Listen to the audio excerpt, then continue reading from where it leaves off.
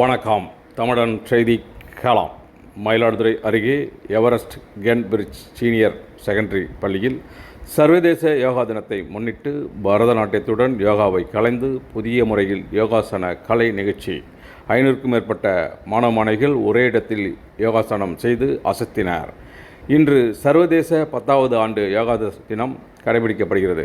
இதனை முன்னிட்டு மயிலாடுதுறை மாவட்டத்தில் பல்வேறு பகுதிகளில் யோகாசன நிகழ்ச்சி நடைபெற்று வருகின்றன. அதன் ஒரு பகுதியாக மயிலாடுதுறை அருகே சித்தர்காட்டில் அமைந்துள்ள எவரெஸ்ட் கென் பிரிட்ஜ் பள்ளியில் 500க்கும் மேற்பட்ட மாணவ மாணவிகள் ஒரே இடத்தில் யோகாசனம் செய்யும் நிகழ்ச்சி நடைபெற்றது. மயிலாடுதுறை காவல்துறை சமூக நீதிக்கான டிஎஸ்பி பன்னீர்செல்வம் சிறப்பு விருந்தினராக பங்கேற்று மாணவ மாணவிகளுக்கு யோகாசனத்தின் பெருமைகள் குறித்து பேசினார். பள்ளி தாளாளர் மற்றும் ஆசிரியர்கள் நிகழ்ச்சியில் பங்கேற்றனர்.